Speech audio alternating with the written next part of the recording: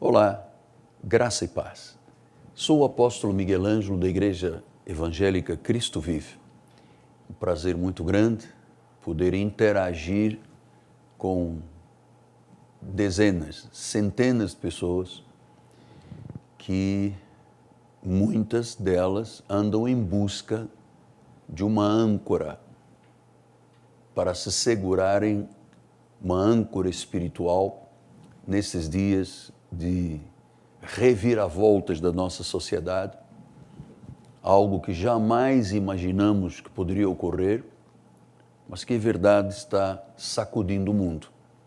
E as pessoas tentam, cada uma do seu jeito, uma acendendo vela, outra fazendo novena, outros com patuás, guias, enfim, criar algum tipo de segurança para poderem viver sem o tormento do dia a dia, especialmente das notícias negativas que chegam diariamente à nossa vida.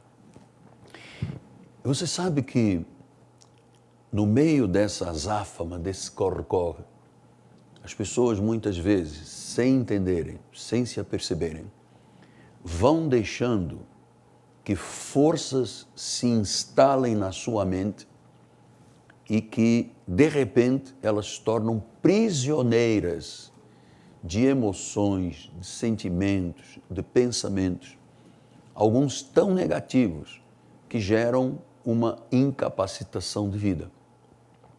Eu tenho experiência nisto, por isso eu posso estar aqui com você para compartilhar sobre esse assunto, porque há pessoas que deixaram de viver, há pessoas que buscaram no suicídio, no alcoolismo, no sexo ilícito, nos maus hábitos, enfim, tentar preencher alguma coisa que todo mundo chama de um vazio existencial e que, na realidade, só a palavra de Deus e só Jesus Cristo tem a forma ideal para a transformação da vida de uma pessoa. Então, eu quero lhe falar esta manhã de uma expressão que o apóstolo São Paulo deixou aos Coríntios. Coríntios era uma igreja, Paulo escrevia epístolas, e essas epístolas que estão nas 14 cartas de Paulo, nas 14 epístolas de Paulo, são a mensagem, ou são as mensagens que respondem às necessidades do povo de origem gentílica. Nós não temos pacto com Moisés. Nós não temos, segundo a Bíblia Sagrada, sequer de participar ou nos envolvermos com ritos, cerimônias, sacrifícios, jejuns, vigílias, para tentar de alguma forma pagar o preço e às vezes sair de uma situação muito difícil que se instala lá na mente. Paulo, quando escreve aos Romanos, no capítulo 12, ele disse: não vos conformeis com este século, mas pela renovação da vossa mente, você pode hoje experimentar, se tiver uma mente renovada, o que é bom, o que é agradável, o que é perfeito diante do Senhor. Talvez seja isso que você esteja procurando, viver dentro da vontade de Deus. Mas vamos lá ao que Paulo está ensinando em 2 Coríntios 10, 13, ele diz assim: porque embora andando na carne, não militamos segundo a carne, porque as armas da nossa milícia não são carnais, e sim poderosas em Deus para destruir fortalezas, anular sofismas e toda altivez que se levanta contra o conhecimento de Deus.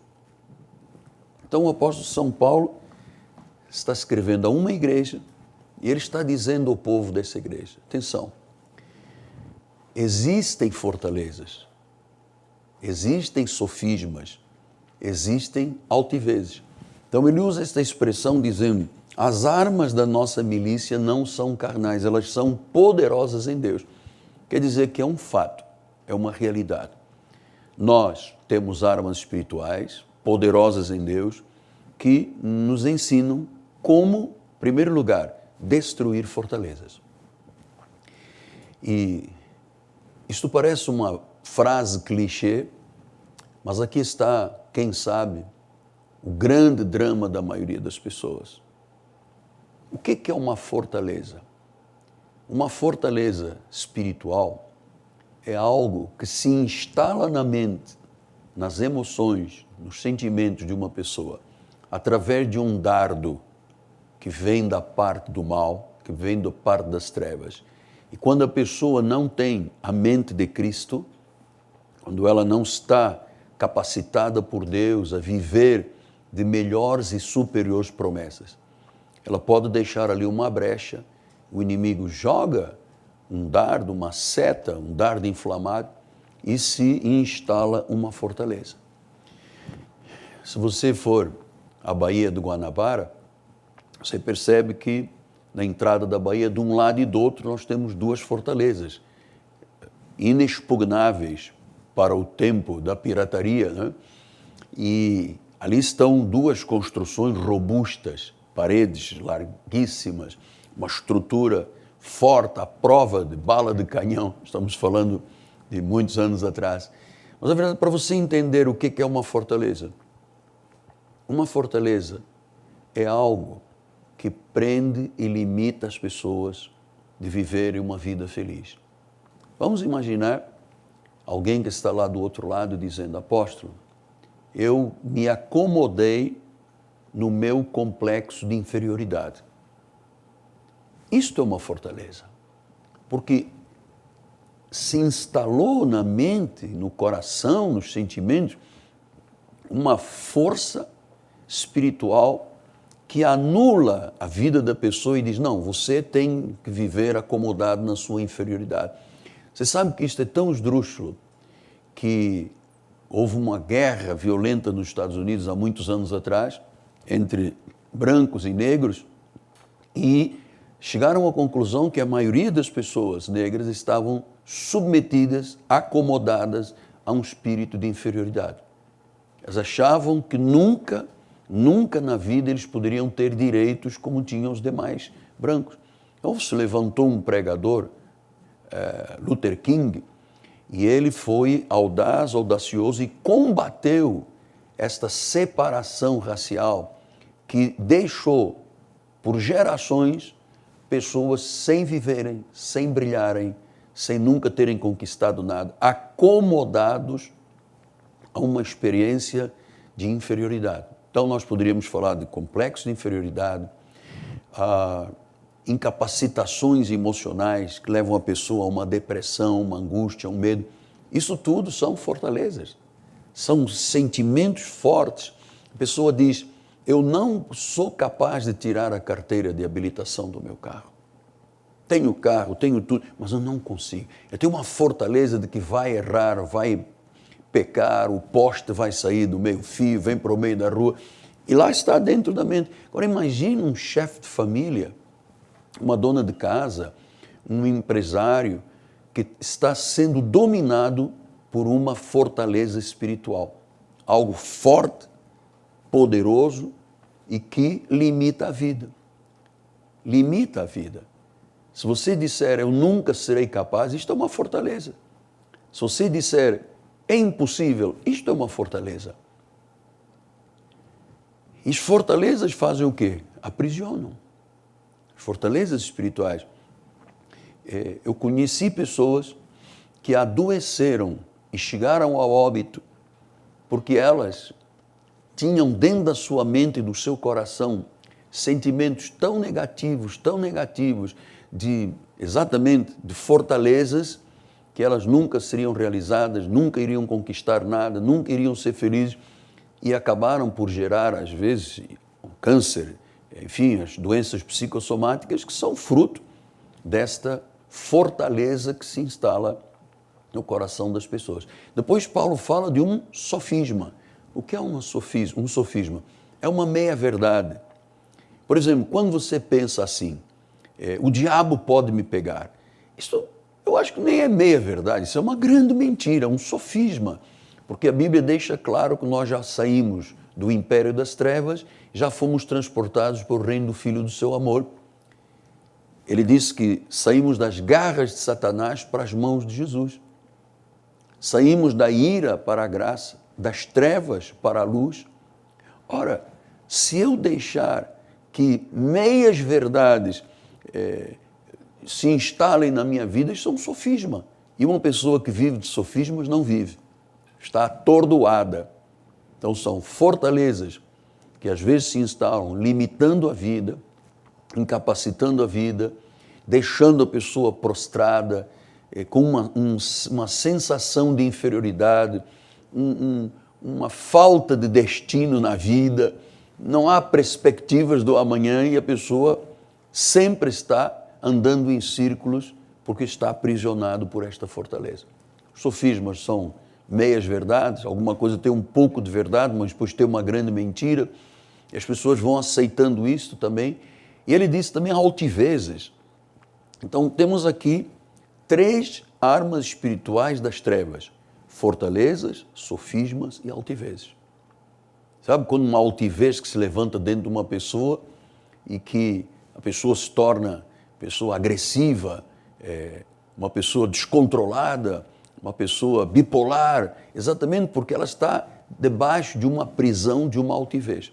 São 3 armas espirituais que o maligno usa para limitar, para dizer a você que você não presta, que você nunca alcançará nada na vida, que se a sua família não teve, você não tem direito também, que por causa da sua cor você não pode aspirar a nada substancial na sua vida. Isso tudo são armas do inimigo. Então Paulo diz, mas nós temos armas da nossa milícia, que não são carnais. Elas são armas poderosas em Deus. Quer dizer que eu tenho uma arma que pode destruir fortalezas, sofismas e altivezes? Sim. Ele diz, para destruir fortalezas, anulando sofismas e toda altivez que se levanta contra o conhecimento de Deus. Então, por que essas fortalezas se instalam? Porque falta o conhecimento de Deus.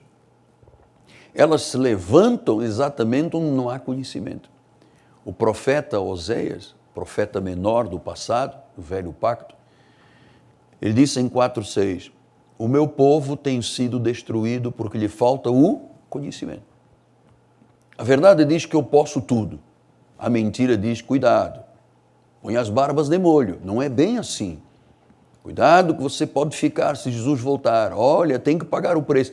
Tudo isto, amados, são armas espirituais malignas instaladas para quem não tem ainda o conhecimento. Então ele disse, se levante contra o conhecimento de Deus. Quer dizer que se uma pessoa tem conhecimento de Deus, tem a sua identidade, tem uma relação íntima com Deus, a pessoa se submeteu, confessou Jesus como Senhor e Salvador, isto aqui não pode mais existir na vida de uma pessoa crente, cristã.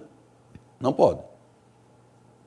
Porque Paulo está escrevendo isto a uma igreja onde havia inúmeros problemas, nessa igreja de Coríntios, inúmeros problemas.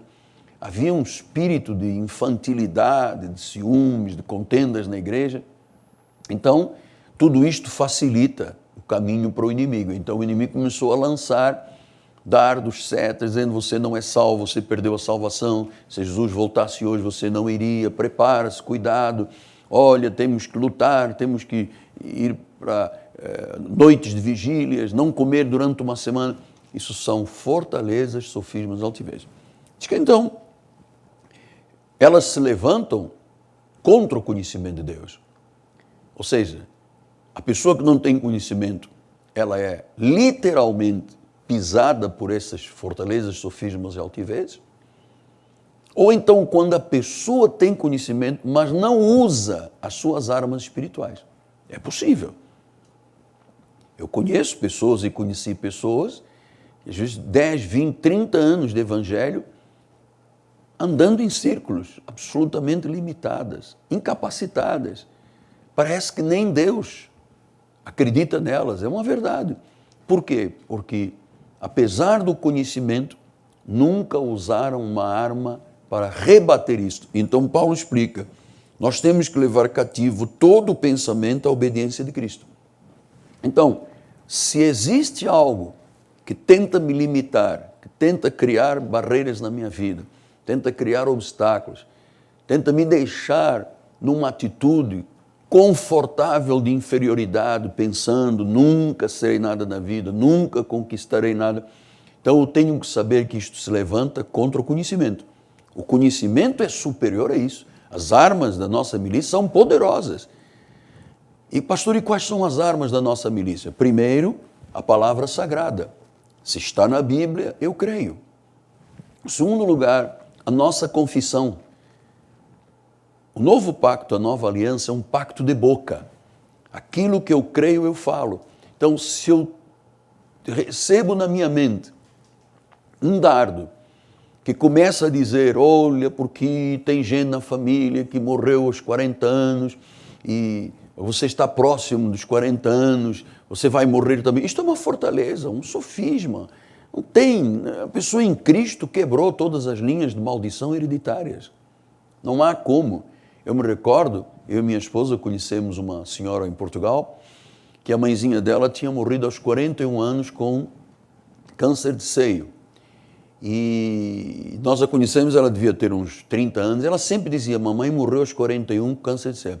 Foram passando os anos, até que quando estava já próximo de completar os 40 anos, portanto, faltava um ano para o índice de fatalidade daquela família ser manifestado, ela começou a adoecer e quando completou 41 anos, morreu do tal de câncer do seio.